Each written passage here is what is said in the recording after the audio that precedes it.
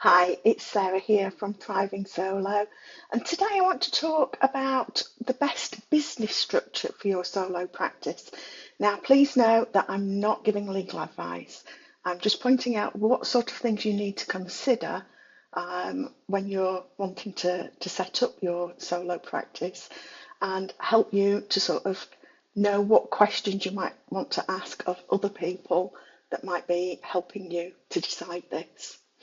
If you're going for the low cost option, then I want you to be aware of what the possible implications or consequences could be. And if you're going to be investing in higher cost options for your business structure, then I would definitely recommend getting some expert advice to make sure that it's going to be worth your money and that it's done correctly in the first place. Mistakes can be very costly. So why does your business structure matter? Really, because you want to be able to just care for your clients and not lose sleep over paperwork and over what sort of risks you're running. Picking the right structure can save you a lot of stress. It can protect your money and keep tax season from being a really scary time of year. So let's make business structure just one less thing for you to worry about and have a little look at what the options are. So the business structure is important because it decides how you're going to pay tax, how much admin you face on top of the general admin that comes with clinical practice, and how safe your personal things are from any business mishaps. So again, this is also very important if you've got other people involved, namely family, that are relying on you. The best business structure for a solo health practitioner will hopefully make your clinic life simpler, not harder. Even if it means that you are taking on more admin and more paperwork, there should be a return for that investment of work. It should be giving you back in some way.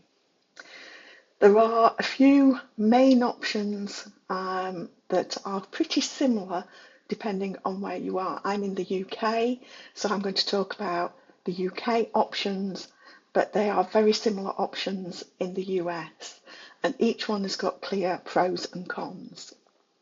So the main choices in the UK are for setting up as a sole trader, a limited company, or a partnership. Now, there are a few variations on some of these. You can have a limited liability partnership, for example. But those are the three main ones: are sole trader, limited company, and partnership. If you're in the US, I believe that it's fairly similar, that you have a sole proprietor, a limited liability company. You could also, I understand, have a partnership option as well, and corporations that may provide different sorts of financial savings. So we're going to have a little look at these. In the US, the limited liability company is a little bit different because the rules and costs depend on what state you're in, where you register. Sorry, not necessarily where you are, but where you register. In the UK, it's the same sort of options and costs generally. Certainly in terms of taxation, it is wherever you register. In the UK, there are some differences more in licensing at local levels. So what do we need to think about before choosing which business structure we're going for? One of the main ones I would say is thinking about how much risk you can live with. If worrying about a lawsuit or a big debt makes you very, very nervous, then a limited company or LLC does keep your own things safer. When you're working hands-on with people, you often think about the safety on the treatment table, but you do also need to be thinking about the safety of your personal finances. So if you're a sole trader, or I believe sole proprietor in the US, then you and your business are one and the same. So that means that if somebody takes a lawsuit against you, then that actually affects your personal savings. They could reclaim your car, or even your home could be at risk. So that sounds very scary. And there are other things that we can do and put in place, certainly here in the UK, to help mitigate that risk a bit. But that's one of the things that you need to think about, how much risk you're happy to take. With a limited liability company, or our limited company as it is in the UK, your personal and business assets are usually separate. This is something, as I say, I would take expert advice on if you're going down that route, to make sure that you are protecting those assets. So risk is one of the main things that you need to consider in deciding on a business structure. The next one might be, how much money are you, or might you be making in the future? If you're earning more, then certain structures, particularly the limited company, limited liability company, can help you to pay less tax. That actually, like I say, is something that you need to consider, probably with the help of expert advice.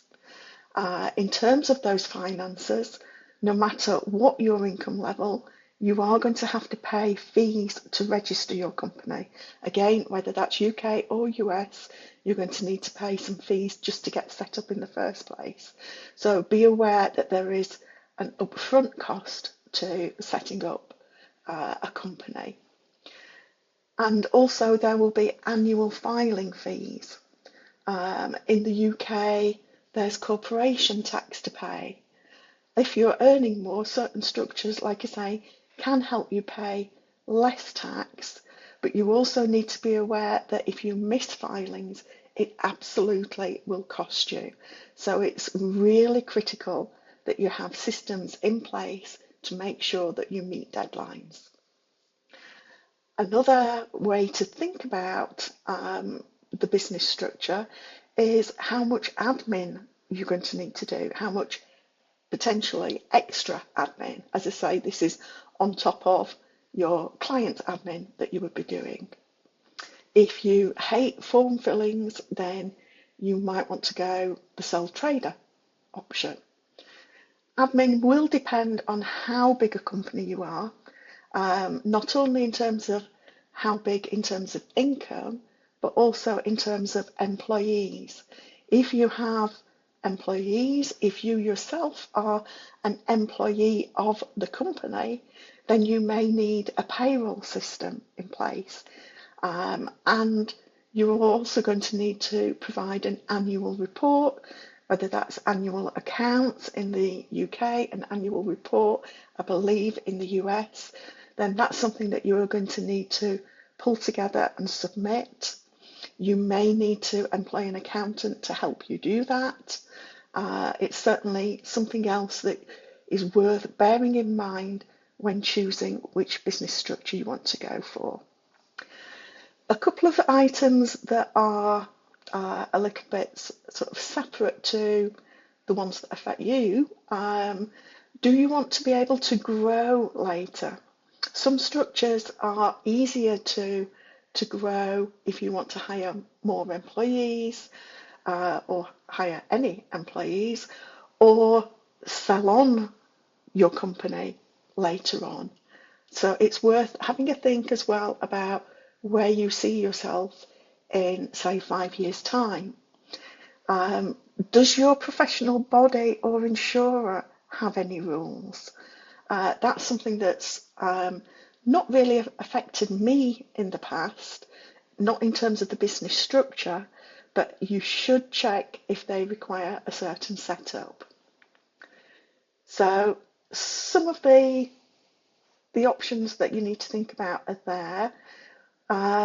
Just thinking about it at a very, very broad level, if you're wanting an easy start and low cost setup, then in the UK that would be sole trader, in the US that's sole proprietor.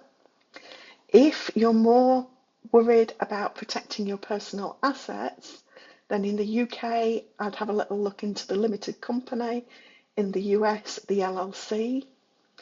If you're wanting some tax flexibility, then again, this is one very much to take on specialist advice for, but it's probably not going to be sole trader route for that. And if you're teaming up or sharing space, you might want to consider a partnership, or in the US, a multi-member LLC. Now, just bear in mind that you can always change the structure later if your life or your workplace changes. Like I say, there's no shame in getting advice from others. No option is perfect for everyone. You have to pick the one that helps you sleep at night, or lets you focus on clients without worrying all the time about what's involved with taxes, etc. As I say, if in doubt, then ask an accountant or a business advisor who understands not only business structure, but also has some understanding of the industry that you're in, at least in terms of it being healthcare, better still if it's your particular form of healthcare.